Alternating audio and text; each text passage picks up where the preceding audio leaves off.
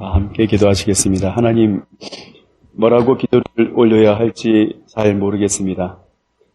진실을 알려야 할 자들이 거짓을 말하고 참과 거짓을 가려 거짓을 도려내어야 할 자들이 거짓의 편에 서서 참을 도려내려고 칼을 휘두르며 국민과 대통령을 겁박하는 세상을 속수무책으로 보고 있어야만 하는 하루하루가 힘겹습니다.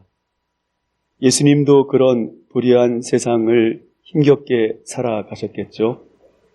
그때나 지금이나 조금도 변하지 않은 세상 한가운데를 힘없이 무력하게 걸어가신 주님을 봅니다. 그러나 주님은 속수무책으로 무력하지 않으셨습니다. 하나님의 공의가 눈물이 되어 가난한 민중의 메마른 밭에 떨어져 피어날 평등의 새 세상, 하나님의 나라에 목숨을 걸고 그 길을 가셨습니다. 하나님, 여기 그 예수의 길을 따르려고 무력한 사람들이 모여 예수를 주라 시인하며 그 가신 길 따르고자 하오니 주의 성령을 보내사 힘을 주시고 낙심치 않게 하소서. 오늘의 예배가 자기 고백이며 헌신의 다짐이 되게 하소서. 사람의 수에 계시지 않으시며 작지만 주를 따르는 참된 길 가려고 애쓰는 무리와 함께 하시는 하나님께 예수님의 이름으로 기도드립니다. 오늘 이 비유의 제목은 불의한 청지기, 그러니까 의롭지 못한 청지기인데요. 우리가 의라고 하는 것들, 의라고 하는 매우 중요한 우리 교리상으로도 신학적으로 중요한 단어이죠. 의. 영어로 하면 righteousness입니다. justice와는 좀 다르죠. 정의는 아니지만 그래도 righteousness, 올바름, 그런 겁니다. 이 의에 대해서 참 오해가 많습니다. 이 오해를 이제 불러일으킨 거는 우리 사도 바울 선생께서 오직 의는 믿음으로 구원받는다라고 하는 그것 때문에 많은 사람들이 그것을 그대로 믿는 사람들이나 혹은 그것을 비판하는 사람들이나 또 똑같은 수준이라고 저는 감히 말할 수 있습니다. 그걸 그냥 글자 그대로 믿는 사람들은 그래, 아무런 우리에게 행위나 어떤 실천은 필요 없어, 우리는 오직 믿기만 하면 구원받아 라고 그렇게 단정해버립니다. 사도 바울이 말한 의도는 그게 아닌데 말이죠. 그러면 그걸 비판하는 사람들조차 야, 신앙인들이 지금 믿음으로만 구원받는다라고 하는데 빠져가지고 사도 바울이 잘못 가르쳤어 라고 또 단정을 해버립니다. 사도 바울이 본래 왜 이 말을 했을까에 대해서는 잘 생각하지 않는 것입니다. 여기서 의롭게 된다는 것은 본래는 당시 헬라 시대에 있어서 재판정의 용어입니다. 그러니까 재판관이 너는 무죄야라고 하는 것이 의롭다라고 하는 겁니다. 그런데 재판은 어떻게 이루어집니까? 대부분 법률 조항에 의해서 이루어지는 것이고요. 바로 그것은 이스라엘을 지배하던 율법이 모든 것에서 의롭다 하는 결정을 하는 것이었습니다.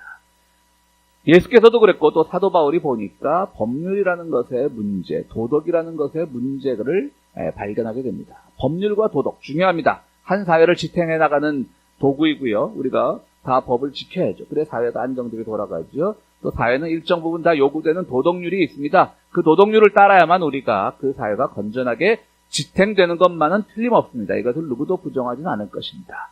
그러나 여기서 한 가지 우리가 놓치고 있는 것은 그 법이라고 하는 것, 도덕률이라고 하는 것은 누가 정했을까? 대부분 아마도 소위 말하는 무지랭이들이 정하지는 않았을 겁니다. 고대 사회 때부터 법이라는 것이 처음 제정될 때부터 혹은 도덕이라는 게 한 사회의 도덕률로 자리 잡을 때부터 그것을 규정한 사람들은 당시 사회의 기득권자였겠죠. 그러니까 옛날에는 그 농경 사회는 나이가 많다는 게 상당히 큰 자산입니다. 그렇죠? 왜냐하면 해마다 돌아오는 그 계절의 변화, 또 요때 요때가 가무면 요때는 또 비가 오고 이런 것들 경험이 많으니까 나이 많은 게 굉장히 큰 재산이었죠. 농경사회, 고대사회에서는. 그러니까 그 나이 많은 것도 권력이 될 수 있으니까 우리 어른들께 오해하지 마십시오. 제가 어른을 공경하지 말라는 말은 아니지만 그들에게 있어서 어른을 공경하라고 하는 그 도덕을 만들어버리는 거예요. 옛날부터.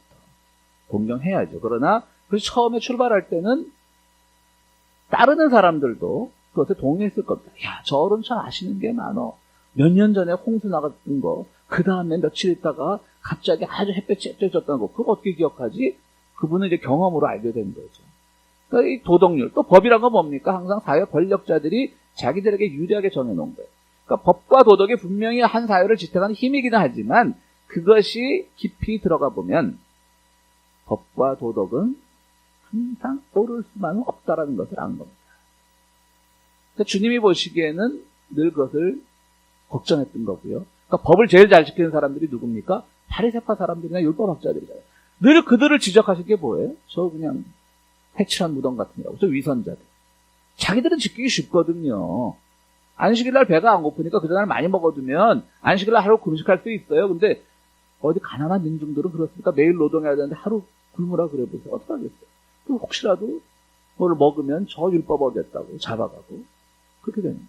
그러니까 주님은 그게 아니라는 걸 알으셨는데 그것이 사도 바울이 와서 정리를 한 거예요.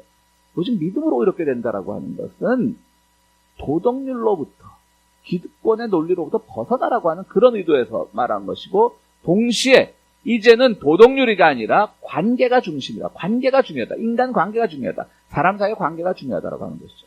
우리가 예수를 믿는다라고 하는 것은 예수를 구주로 믿는다라고 하는 것은 그분이 실천했던 삶이나 그분의 말씀을 우리가 그대로 믿는다는 거예요. 그것이 옳다는 걸 믿는다는 거예요. 사도 바울도 그걸 말했던 거예요.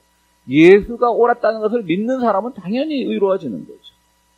근데 우리는 그렇게 하지 않고 예수라고 하는 신격화된 존재만 믿으면 다 구원받는다라고, 다 의로워진다라고 교회에서 잘못 가르치고 있는 거죠. 사도 바울이 믿음으로 구원받는다, 혹시 믿음으로 의로워진다라고 말한 것은 바로 이 법정용어로서 재판정에서 그 재판관에 대한 신뢰가 있을 때 그것이 우리에게 새로운 의로움, 무죄를 선포하는 것이라고 말합니다.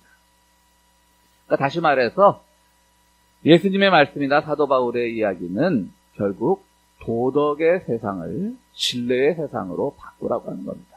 도덕이 중요하지 않은 것은 아니지만 상호 신뢰가 가장 중요하고 거기서부터 우리가 어떤 사람들과 신뢰하고 어떤 사람들과 더불어 사는가를 늘 고민하면서 살라고 말하는 것이 바로 사도 바울이 말한 겁니다. 그런데 뭐 지금은 도덕도 없어졌죠. 아주 오래전에 한국에서 어떤 사람들이 탈옥을 했어요. 죄수들이. 그래서 신촌 일대 어느 가정집에 들어가서 인질극을 벌였습니다. 그러다가 일부는 배치 중 경찰에 총을 맞아 죽고 또 일부는 구속이 됐는데 그 중에 그 대표적인 두목격인 사람이 경찰을 향해서 그 인질 젊은 여인의 머리에 총을 겨누고 경찰을 향해서 한 유명한 말이 있죠. 유전무죄, 무전유죄. 이 세상은 돈이 있으면 무죄고 돈 없으면 유죄가 되는 아주 나쁜 세상, 더러운 세상이라고 말했습니다. 나중에 그 사람도 결국 경찰과의 그 총격전 끝에 죽었는데요. 나중에 그 집에 인질로 잡혀있던 젊은 여성들이 굉장히 좀 용기 있었다고 생각해요. 굉장히 그들로부터 피해를 받았다고 막 과장하면 사회 동정심이 올 텐데 이분들이 굉장히 우리를 인질로 잡고 있는 동안 이분들이 굉장히 우리에게 나이스하게 대해줬습니다. 보통 우리가 영화 같은 데 많이 보면 인질하면 어떻게 해요? 여성이 인질이면 뭐 거기서 뭐 성폭행이 일어나고 인질들은 아까 인질범들은 그런 걸 생각하기 쉬운데 굉장히 나이스했습니다. 우리는 솔직히 말해서 죽음의 두려움을 전혀 느끼지 않았습니다라고 말을 했습니다. 그러니까 그 범죄를 제가 뭐 칭송하는 건 절대 아니고요. 그렇지만 이제 사회가 그나마 도덕조차도 없어진 물질이 모든 것의 기초가 되어버리고 그것에 따라 유죄냐 무죄냐가 결정되는 그런 세상에 우리는 살고 있는 것입니다. 거기서 오늘 주님은 정말 아주 기가 막힌 비유를 하고 계신 겁니다. 이 비유는 뭐냐면 말씀 우리 본문을 읽었지만요. 이제 비유입니다. 실제로 있었던 일이 아니라 주님께서 비유로 말씀하시면 어느 부잣집에 재산을 맡아 관리하는 청지가 있었는데 매니저가 있었단 말이죠. 그런데 너 보니까 요즘 낭비를 좀 많이 하는 것 같아. 너 잘라야 되겠어? 라고 합니다. 이 사람이 좀 낭비를 많이 한 모양입니다. 그러니까 노동청에 가서 쟁의도 하지 않고 그냥 쫓겨나는 걸 당연하게 받아들입니다. 혼자 생각하기를 내가 이제 나이를 먹어서 힘도 없는데 땅을 파서 먹고 살자니 그 힘도 없고 또 누구 집에 가서 빌어먹자니 그것도 힘이 없고 아차 좋은 생각이 났다 라고 하면서 그 부자한테 빌려간 많은 빚을 진 사람들을 모두 모아서 그들에게 문서 위조를 해줍니다. 요즘 젊은 여성 하나가 뭐 표창장 위조했냐 안 했냐 그러고 그 어머니는 뭐 기소되고 참 코미디 같은 세상을 우리가 살고 있죠. 근데 오늘 주님은 뭐 우리가 이렇게 본문 읽어서 아시겠지만 이 도덕적으로 잘못한 이 청지기를 아주 칭찬을 해요. 빛의 자녀들보다 똑똑하다 그래요. 빛의 자녀들이라 그래요. 도덕적으로 옳지 않아요, 분명히. 옳지 않습니다. 다시 한번 본문 읽었지만 정리해드리면 이 청지기가 그 주인에게 빚진 사람들 다 찾아가가지고 너 빚이 얼마냐 라고 하니까 나는 당신 주인한테 기름 100마리 빚이 있다가 50마리하고 빨리 고쳐줘가. 완전히 사기거든요. 어떤 사람은 또 곡식을 빌려가는데 뭐 100성을 빌려갔다니까 80성으로 고쳐줘가. 이래서 탕감해 준 거예요. 분명히 이거는 범죄입니다. 그런데 주님은 왜 그랬을까요? 그래서 도덕의 문제와 신뢰의 문제가 나오는 겁니다. 인간관계의 문제가 나오는 겁니다. 사람과의 관계가 문제가 나오는 겁니다. 그래서 이 비유가 우리가 어려운 비유라 그러죠. 주님이 문서 위조를 묵인을 하셨다. 라고 결론을 충분히 내릴 수 있는 겁니다. 특검해야 된다. 대한민국 검사들이 다 달라붙어야 된다. 저 주인도 좀 뭔가 수상하다. 주인까지 잡아넣자. 이렇게 되는 겁니다. 본래 이스라엘의 율법에 따르면 이자를 못 받게 되어 있습니다. 그거는 유대의 종교가 많이 비슷한 이슬람교에서도 많이 똑같죠. 샤리아라 그래서 이자를 받지 않는 그런 법이 있습니다. 그런데 뭐 어디 세상에 드러나요? 뭐 이자 안 받고 왜 빌려주겠어요? 뭐 인간 심리라는 게, 인간 욕망이라는 게 그러죠. 점점 빌려주게 되니까 예수님 당시에는 구약시대에는 없던 이자가 예수님 당시에는 이자 제도가 생겼습니다. 그런데 이 이자가 어떻게 됐냐면요. 기름은 50%가 이자입니다. 굉장히 주님이 비유를 아주 경제에 굉장히 둔하신 것 같으면서 다 알고 계셨던 것 같아요. 비유를 아주 적절하게 하셨어요. 그러니까 50%가 이자니까 이 청지기는 50말만 갚아라. 뭐죠? 이자 빼줄게 하는 거예요. 그리고 곡식류는 25%가 당시의 세법이었습니다. 세금을 떼는 게. 그러니까 뭐 80이면 얼추 비슷하죠. 20%니까. 넌 80말만 갚아라. 이렇게 한 거예요. 그리고 이 사람은, 이 청지기는요, 괜찮은 사람인 게 뭐냐면요, 다른 식의 부정을 할 수도 있었어요. 어떤 식의 부정이죠? 야, 내가 50% 깎아줄 테니까 그 중에 25%는 그래도 나한테 커미션으로 줘. 나 앞으로 굶어 죽게 생겼어. 내가 20% 깎아줄 테니까 그 중에 10% 나 커미션 줘. 너도 10% 이익이잖아, 어쨌든. 응? 너 기름 빌린 사람 너도 25% 이익이잖아. 이럴 수 있어요. 이 예수님이 비유하시면서 이 비유를 만들 때 천재적으로 만드신 거예요. 이 불의한 청지기를 어떻게 해서든지 구원해 주시기 위해서 아주 나쁜 놈은 만들지 않았던 거죠. 이 사람은 이렇게 해주면 자기가 사람들에게 베풀면 그 사람들이 고마워서 나중에 자기가 일자리가 없을 때 그들에게 가서 손을 내밀거나 그들에게 가서 위탁할 때 나를 받아줄 것이라는 사람 관계에 대한, 인간 관계에 대한 확신이 있었던 거죠. 사람들이 기댈 데 없을 때 주님에게로 가듯이 이 사람은 기댈 데 없을 때 바로 제가 베풀었던 사람에게 가는 그 생각을 가졌던 겁니다. 그러니까 주님이 이제 이 부자 주인이 딱 보니까 기특한 거예요. 야, 너 대단하다. 그동안 참 너를 보아왔는데 오늘같이 이렇게 지혜로운 선택을 한 적이 없다. 라고 오늘 비유는 끝납니다. 자, 그렇습니다. 오늘 우리는 이 세상에서 어떻게 살아가야 될까? 우리는 너무 글자 그대로, 너무 우리가 그렇게 경직되어서 도덕주의에 빠져서 살아가는 것은 아닌지, 이를 돌아보는 그 비유인 겁니다. 본래 이 주인이 청지기에게 내린 그 잘못을 잡아낸 게 뭐냐면, 낭비한다라 그랬거든요. 낭비한다라는 말. 이 낭비한다라는 말도요, 참 이 성서의 언어라는 게 참 신비한 게요. 원어로 보면 두 가지 뜻이 있습니다. 하나는 씨를 그냥 목적 없이 뿌리는 거. 그러니까 대충 여기 뭐 파종을 잘 하게끔 이렇게 땅을 이래야 되면 툭툭 던지고, 뭐 그 옛날 종들이나 옛날 머슴들은 그렇게 많이 했겠죠. 형식적으로 하는 거잖아요. 이거 뭐 여기서 수확이 많이 된다고 내 거 될 것도 아니고, 뭐 그렇게 마음 먹는 사람들이 있을 수 있었겠죠. 그러니까 그걸 낭비한다라고 했어요. 그 우리가 뭐 충분히 언어적으로 이해할 수 있어요. 두 번째 뜻이 있어요. 아주 재밌는 뜻입니다. 보니까. 목적 없이 창고에 쌓아두는 것도 낭비한다라는 말로 되어 있어요. 참 정세현은 신비하다고 제가 말씀을 드렸는데 가만 보니까 신비하지도 신비한 게 뭐죠? 신비한 게 아니라 어떻게 보면 그것도 당연하다는 생각이 들어요. 주님께서 우리에게 많은 것을 맡겨주셨는데 그것을 우리가 함께 써야지. 물론 우리의 삶을 영위하는데 가장 먼저 써야 되겠지만 함께 나누고 쓰는 것이지 그것을 내 그냥 은행 잔고에만 넣어두는 거고 낭비죠. 아무 쓸모가 없는데. 우리가 흔히 말할 때 뭐 죽을 때 가져갈 거냐라고 말하는 것처럼 낭비죠. 요즘 우리 한국, 그러니까 남한 땅에 쌀이 굉장히 많이 남아 돌아갑니다. 우리가 FTA 이런 것 때문에 외국 쌀도 반드시 수입을 해야 되기 때문에 우리 한국에서 짓는 쌀도 이제 많이 남는 것이죠. 거기다가 이제 우리가 식생활이 많이 바뀌었잖아요. 옛날엔 삼시세끼 다 그냥 밥만 먹고 쌀밥 100개 먹는 게 다 어떤 부의 상징의 시절은 오래전에 지났잖아요. 요즘 뭐 저 같은 경우는 거의 하루에 한 끼 먹고 지내거든요. 집에 쌀이 없어서 그런 건 아닙니다. 그냥 걱정하지 마시고 다른 것도 많이 먹기도 하고요. 밥만 하루에 한 끼 먹는다는 겁니다. 그러니까 한국도 마찬가지겠죠. 식생활도 많이 바뀌고 또 수입쌀도 있고 창고에 쌓아둬요. 창고 보관 비용이 엄청 나가요. 근데 북에 있는 우리 동포들에게 도와주자면 다 반대해요. 누가 제일 앞서서 반대하죠? 교회가 반대해요. 빨갱이들한테 준다고. 이거 낭비예요. 오늘 본문에 따르면 낭비예요. 낭비. 그들은 막 쌓아둔다고 하지만 곧 몇 해 지나면 다 버려야 돼요. 왜? 쌀도 썩으니까. 버려야 돼요. 창고 비용 나갔어요. 당연히 낭비죠. 그러니까 주님의 시대에도 이런 일이 있었나 봐요. 그러니까 낭비라는 말에 이렇게 이유 없이 창고에 쌓아두는 것이라는 그런 의미가 있죠. 어쨌든 이 사람은 바로 오늘을 살아가는 우리들을 의미합니다. 이 부자의 농장은 하나님 나라겠죠.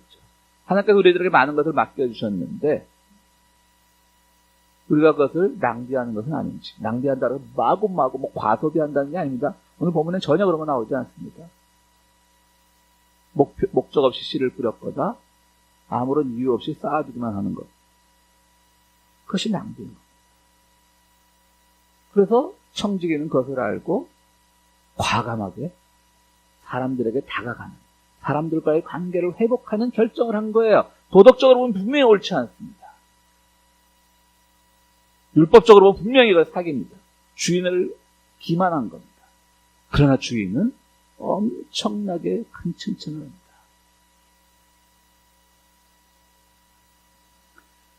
제가 한 30년 전쯤에 이제 한국에서 처음으로 목사 안수를 받고 부교육자 생활을 한국에서 시작했을 때요. 그때 즈음에 어떤 제도가 한국에 생겼냐면 미국하고 이제 한국은 미국보다 늦게 생겼죠. 교회 헌금을 내는 것에 대해서 이제 연말 세금 정산할 때 공제 혜택을 받게 하는 것이 1980년대 후반 정확하진 않지만 그때부터 생겼어요. 그러니까 저희 이제 목표를 하고 있으니까 사람들이 그 제도가 처음 생기니까 지금 다 당연한 것으로 받아들이지만 처음 생겼기 때문에 그런지도 몰라도 엄청나게 많은 부탁이 들어옵니다. 야, 그냥 헌금 정산서 하나만 띄워줘. 그러니까 전혀 교회도 안 나오는 사람인데 자기를 세금 공제 받으려고 헌금 정산서 띄워달라고 친지들 막 부탁해요. 그런 거 처음이니까 너무 이거 해서 뭐 좀 한 100만 원 했다고 헌금 내면 공제되는 게 너무 신기한 거죠. 정말 사람들하고 의가 상할 정도로 우정이 끊어질 정도로 저는 하나도 해주지 않았습니다. 사실 그 별거 아닌데 해줄 수도 있습니다. 왜 해줄 수도 있냐면 그거 세무서에서 조사 안 나오거든요. 무슨 수십억대 무슨 헌금을 한 것도 아니고 세무서에서 조사 잘 안 나옵니다. 그러니까 그거 해줬다 그래서 불이익을 당할 것도 없고 그래 라고 쉽게 생각하면 해줄 수도 있는데 저는 정말 아주 친한 친구, 아주 가까운 사람의 부탁을 전혀 해주지 않았어요. 저는 여기서 지금 제가 도덕적이라고 자랑하려고 하는 게 아니라 왜 해주지 저렇게 도덕적인 사람이 아닙니다. 보셔서 아시다시피 도덕적이라고 자랑하려는 게 아니라 왜 안 해줬냐면 그것은 그들의 물질적 욕망을 위한 비도덕이에요. 인간관계에 가는 게 아니에요. 저에게 어려움 부탁하고 저랑 인간관계 깨지면서까지 자기들이 어느 정도 세금 공제 혜택을 받아서 돈을 챙기겠다는 거예요. 해줄 수가 없어요. 물질의 문제이기 때문에. 제가 왜 제가 도덕적인 사람이 아니라고 말을 하냐면요. 또 그 당시 그 교회에 앉아 있는데 하루는 이제 저는 담임 목사는 아닌데 우리 담임 목사님은 이제 아침에 이제 새벽 기도만 하시고 하루 종일 이제 집에다가 쉬시고 제가 다 이제 교회 앉아 있었는데요. 하루는 재수생 같은 청년이 들어오더니 교회 출석 확인서를 저한테 띄워달라 그래요. 그게 왜 필요한데? 라고 했더니 자기가 신학과를 가려고 그러는데 신학과의 제출 서류 중에 하나가 교회 출석 확인서래요. 너 학생하고 교회도 안 다니고 신학과를 가려고 그래? 그랬더니 예 그러더라고요. 왜? 그랬더니 커트라인이 거기가 딱 맞아서요. 아무런 신학에 대한 그것도 없이 그 당시 뭐 학력고사인지 수능시험인지 잘 모르는 세대지만 제가 기억이 안 나지만 자기 점수가 딱 신학과에 맞는 거예요. 참 불쌍하더라고요. 아마도 그 부모님은 내가 그 부모님 만나지 보지 못했지만 그냥 아들이 대학 간다는 사실 하나만 좋아하는 분일 수도 있어요. 그분들이 못 배웠거나 그래서 아들이 대학 간다면 너 뭐 전공하고 싶니? 뭐 그런 거 물어볼 텐데 그저 이 청년에게는 대학 합격증만이 중요한 거예요. 그런데 학원 선생이 네 점수 보더니 넌 딱 신학과 가라는 거예요. 그럼 공부를 되게 못했다는 뜻이죠.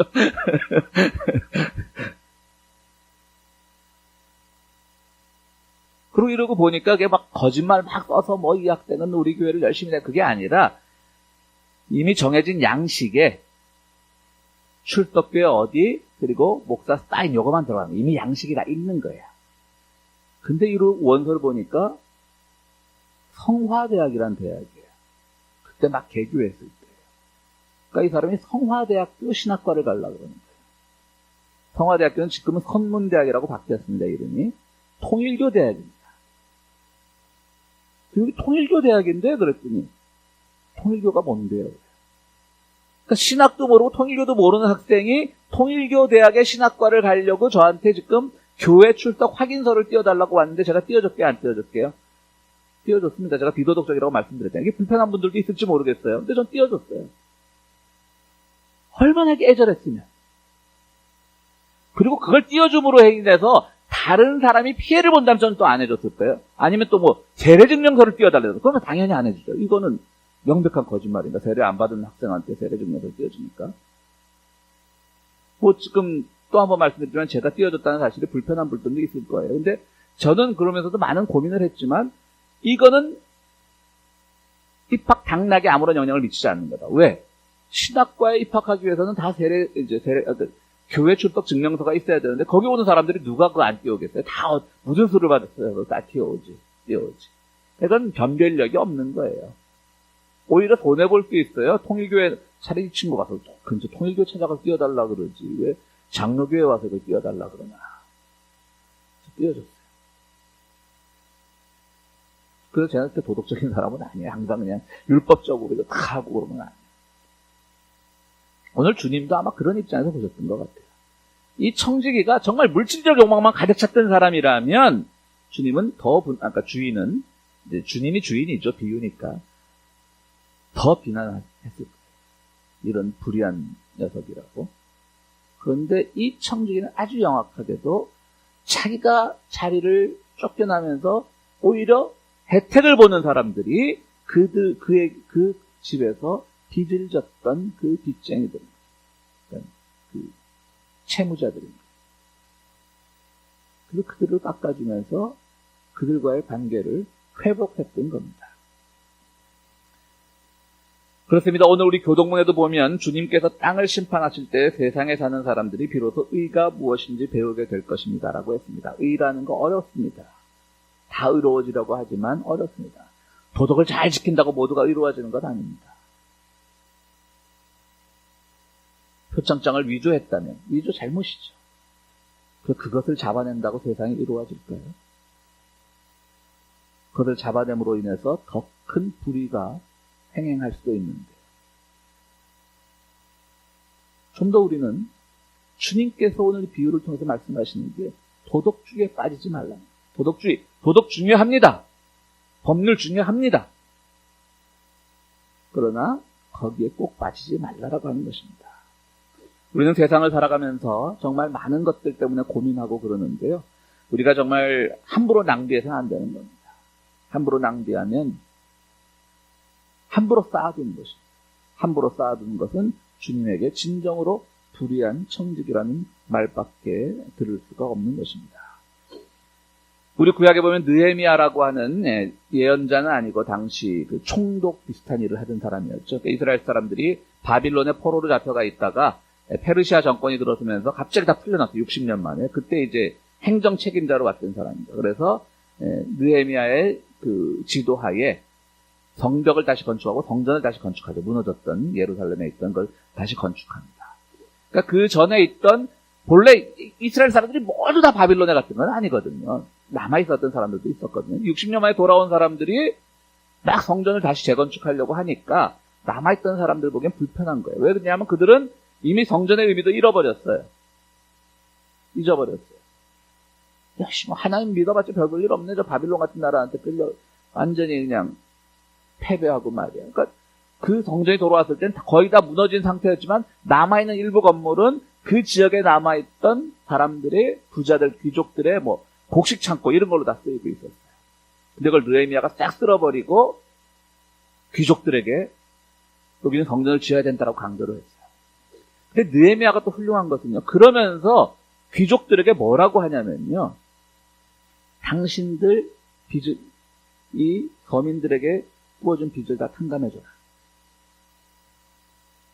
그리고 뺏은 건 아니겠죠. 그 합법적이겠죠. 그들에게 본래 그들의 것이었던 밭은 다 돌려줘라. 이게 왜냐면요. 아무리 구약시대라고 해도 함부로 뺏었겠습니까? 다 빚 못 갚고 하니까 뺏긴 거예요. 밭도 뺏기고 빚도 지게 된 거예요. 그러니까 느헤미야가 다 돌려주라고 했어요. 이게 왜 훌륭하냐면요. 지금 느헤미야는 막 성전 짓는 것에 대한 반대가 많아요. 근데 돈도 들어요. 성전 지으려면. 그 돈도 필요해요. 그럼 느헤미야가 당장 신경을 써야 될 사람들은 누구예요? 그 지역 토호들이고 그 지역 귀족들이에요. 왜냐면 그들에게 요즘 말로 하면 교회 건축 헌금이 많이 나오니까. 그럼 그들의 눈치를 먼저 봐야 돼요. 근데 느헤미야는 전혀 그러지 않고 사람들과의 관계를 먼저 생각하면서 당신들 빚부터 돌려줘라. 빚 탕감해줘라. 옛날에 그들의 밭이었다면 다 돌려줘라. 이 사람들은 의아했을 거라고요. 그러니까 합법적으로 가진 거야. 그들이 빚 못 갚아서 그 담보로 잡았던 거 내 땅이 된 거야. 라고 말하겠죠. 근데 느헤미야는 아주 과감하게 얘기합니다. 그래서 느헤미야는 뭡니까? 어떻게 보면 오늘 이 불의한 종처럼 그런 거예요. 합법적으로 얻은 건데 그거를 그냥 자기 마음대로 탕감해 주라는 거예요. 그래서 느헤미야가 위대한 구약의 지도자가 될 수 있었던 겁니다. 오늘 우리는 이 본문을 통해서 우리가 너무나 아주 극심한 도덕주의에 빠져서는 안 되는 겁니다. 우리는 물론 냉정할 때가 있어야 됩니다. 냉철하게 이성을 따지고 냉철하게 지켜야 될 도덕에 우리가 충실하고 그래야 될 때가 있습니다. 동시에 우리는 열정을 가져야 될 때가 있습니다. 내 믿음이란 무엇인가? 내가 우리의 더불어 사는 사람들과 어떻게 함께 나누면서 살아야 되는가? 어떻게 그들의 처지를 먼저 이해해야 되는가? 냉정을 잠시 접어두고 때로는 부도덕해 보일지라도 그들을 위해서 생각해주는 그 열정도 필요합니다. 그 두 가지가 잘 조화돼야 되는 겁니다. 그 냉정과 열정 사이에 진정한 의의가 있는 거예요. 어떤 사람들은 냉정하게만 합니다. 1.1행만 틀려도 비도덕주의자로 마구마구 대도합니다. 어떤 사람들은 열정만 있습니다. 그냥 믿습니다 하면 다 천국이 자기 것이라고 믿는 사람들도 있습니다. 그게 아닙니다. 진정한 신앙인이란 그 냉정과 열정 사이에서 균형 감각을 유지하는 것. 그걸 가장 잘 보여주신 분이 오늘 주님께서 바로 이 불의한 청지기의 비유를 통해서 잘 보여주셨다고 하는 것입니다. 말씀드렸듯이 우리는 모든 것을 잃었을 때 주님께로 의지할 수밖에 없는 인생들입니다. 동시에 이 불의한 청지기는 모든 것을 잃었을 때 그가 찾아갈 곳은 그에게 오히려 신세를 졌던 사람들이 아니라 그가 때로는 수탈하고 그랬던 사람들에게 되돌려줌으로써 그들을 친구로 삼았습니다. 오늘 사랑하는 우리 평화의교회 성도 여러분, 사회가 정해놓은 규범이나 이런 법률을 깡그리 무시하라는 얘기가 아닙니다.